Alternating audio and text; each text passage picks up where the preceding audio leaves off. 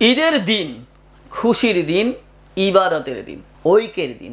কিন্তু বাংলায় সেই ঈদের দিনেও কি আমরা শান্তিতে শুধু নামাজ আর আনন্দে থাকতে পারলাম, নাকি সেই দিনটাকেও টেনে নিয়ে যাওয়া হলো রাজনীতির ময়দানে? আর এটাই আজকের সবচেয়ে বড় প্রশ্ন। কারণ যেদিন মুসলমানরা আল্লাহর সামনে মাথা নত করে, নিজেদের আত্মশুদ্ধির কথা ভাবে, সেই দিনই দেখা গেল নামাজের মাঠে রাজনীতি ঢুকে পড়েছে। আর এই দৃশ্য শুধু বিচ্ছিন্ন নয়, বরং পরিকল্পিত বলেই মনে হচ্ছে।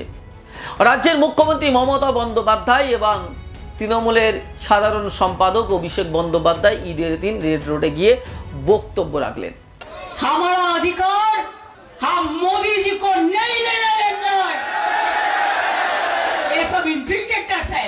मैं तो कहेंगे आप सबसे बड़ा इंफिल्ट्रेटर्स है, आपका सरकार है। और आप जबरदस्ती हमारा सरकार को कंट्रोल किया है, प्रेसिडेंट रूल चल रहा है, तब भी हम डरेंगे नहीं। जो डरते हैं वो मरते हैं, जो लड़ते हैं वो जिंदगी में कामयाब होता है। প্রশ্ন হচ্ছে, ঈদের নামাজের দিন সেই পবিত্র মুহূর্তে রাজনৈতিক বক্তব্য রাখার প্রয়োজনটা কোথায়? নামাজের মাঠ কি রাজনৈতিক মঞ্চ? মানুষ কি সেখানে ভোটের কথা শুনতে যায়, নাকি আল্লাহর কাছে নিজের কথা বলতে যায়?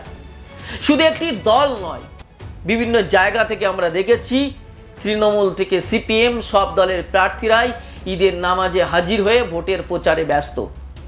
ঈদের দিনে ফেস টুপি পরে, কেউ হাজি রুমাল পরে ব্যস্ত হয়ে পড়েছে। তাহলে কি আমরা ধরে নেব এখন থেকে নামাজের জায়গা হয়ে উঠবে রাজনৈতিক জামায়াতের কেন্দ্র? এখন যদি বাস্তব সমস্যার দিকে তাকায়, তাহলে ছবিটা আরো স্পষ্ট হয়ে যায়। মুসলমানদের দাবি ছিল ঈদ উপলক্ষে অন্তত 3 দিনের ছুটি দেওয়া হোক। কারণ ঈদ শুধু একদিনের উৎসব নয়, এটা পরিবার, আত্মীয়তা, সমাজ সবকিছুর সঙ্গে জড়িত। কিন্তু সেই দাবির কোনো গুরুত্ব দেওয়া হলো না। না শাসক, না বিরোধী, না তৃণমূল, সিপিএম, কংগ্রেস কেউ কথা বলল না। আবার রমজান মাসে ফলের দাম নিয়ন্ত্রণ করার দাবি উঠেছিল, কারণ রোজাদার মানুষদের জন্য ফল অত্যন্ত জরুরি। কিন্তু সেই দিকেও কোনো কার্যকর পদক্ষেপ চোখে পড়ল না। না সিপিএম, না কংগ্রেস, না তৃণমূল কেউ কথা বলল না। তাহলে প্রশ্ন উঠছে, যখন ভোট দরকার হয় তখন মুসলমানদের দরকার, কিন্তু যখন তাদের প্রয়োজনের কথা আসে তখন কেন এই নীরবতা? আর একটা বড় প্রশ্ন, উৎসবের ক্ষেত্রে কি সবার সম্মান সমান দেওয়া হয়? দুর্গাপূজার সময় পুরো কলকাতায় আলোয় সেজে ওঠে, ক্রিসমাস এলে পাত্রের ঝলমাল হয়ে ওঠে, প্রশাসন নিজে উদ্যোগ নিয়ে শহরকে সাজিয়ে তোলে। কিন্তু ঈদের সময় সেই একই দৃশ্য কি আমরা দেখতে পাই? না। কোথায় সেই লাইটিং? কোথায় সেই সরকারি উদ্যোগ? মুসলমানদের উৎসব কি কম গুরুত্বপূর্ণ, নাকি এই উৎসবগুলোকে গুরুত্ব দেওয়া হয় না কারণ এতে রাজনৈতিক নাকি খুব একটা লাভ নেই? মুসলমানরা এমনিতেই ভোট দেয়। প্রশাসনের ভূমিকাও এখানে প্রশ্নের মুখে। কালী পুজোর সময় দেখা যায় প্রত্যেক থানায় পুজো হয়, মানুষের জন্য ভোগের আয়োজন হয়, খাওয়ানো হয়। কিন্তু ঈদের সময় কি কোনো থানায় সেইভাবে ঈদ মিলান উৎসব দেখা যায়? প্রশাসন কি একইভাবে এগিয়ে আসে? যদি না আসে, তাহলে এই বৈষম্য কেন? রাষ্ট্র কি সবার জন্য সমান নয়? রাজনীতিবিদদের ভূমিকাও আরো স্পষ্ট। তারা ঈদের দিন আসবেন, টুপি পরবেন, ছবি তুলবেন, মানুষকে টুপি পরাবেন, নামাজের মাটিতে দাঁড়াবেন আর সবাই হাততালি দেবেন। কিন্তু যখন বাস্তব সমস্যার কথা আসে, শিক্ষা, চাকরি, অর্থনৈতিক উন্নতি, তখন তারা কোথায়? তখন কেন এই মুখগুলো দেখা যায় না? তাহলে কি মুসলমানদের শুধু একটি নির্দিষ্ট সময় মনে পড়ে? কেন ওবিসির কথা বলে না এই নেতাগুলো? কেন ওয়াকফ নিয়ে কথা বলে না? আর সরাসরি প্রশ্ন করতে চায়, মুসলমানরা কি শুধু ভোট ব্যাংক? তাদের কি শুধু ব্যবহার করা হবে নির্বাচনের সময়? তাদের সম্মান, অধিকার, তাদের বাস্তব সমস্যা এসব কি গুরুত্ব পাবে না? ধর্মনিরপেক্ষতার কথা বলা সহজ, কিন্তু সেটাকে কাজে প্রমাণ করা কঠিন এই রাজনৈতিক দলগুলোর জন্য। যদি দুর্গাপূজায় আলো থাকে, ক্রিসমাস কলকাতায় সেজে ওঠে, তাহলে ঈদে কেন থাকবে না?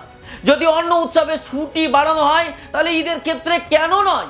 আজকের এই পরিস্থিতি শুধু একটি দিনের ঘটনা নয়, এটা একটি মানসিকতার প্রতিফলন। আর সেই মানসিকতা যদি বদলাতে হয় তাহলে প্রশ্ন তুলতেই হবে, কথা বলতেই হবে, কারণ গণতন্ত্রে নীরবতা মানে সম্মতি। আর যদি আমরা চুপ থাকি তাহলে এই পরিস্থিতি আরও বেশি স্বাভাবিক হয়ে যাবে। তাই আজ হক কথা প্রশ্ন তুলছে, মুসলমানরা কি এ রাজ্যের সমান নাগরিক, নাকি শুধু ভোটের সময় মনে পড়া একটি সংখ্যা? ঈদের দিনে রাজনীতি কি বন্ধ হওয়া উচিত নয়? আর মুসলমানদের যে দাবিগুলো উঠেছে সেগুলো কি অযৌক্তিক? ভাবুন, প্রশ্ন করুন, আর নিচের মতামত জানাতে ভুলবেন না, কারণ সবাই প্রশ্ন তোলে না, প্রশ্ন তোলে হক কথা, প্রশ্ন তোলে আমরা সত্যের পক্ষে, অন্যায়ের বিরুদ্ধে রুখে দাঁড়ানোর জন্য এই প্রশ্নগুলো বারবার তুলি। আমি জানি আজকের দিনে প্রশ্ন তোলাটা অপরাধ, আজকের দিনে সত্য কথা বলাটা অপরাধ, কিন্তু এই অপরাধ আমি বারবার করতে চাই। সত্যকে প্রতিষ্ঠার লড়াই, এই হক কথা জারি থাকবে। আপাতত এখানে শেষ করছি, দেখা হচ্ছে পরবর্তী পর্বে। ততক্ষণ ভালো থাকবেন, সুস্থ থাকবেন, ধন্যবাদ।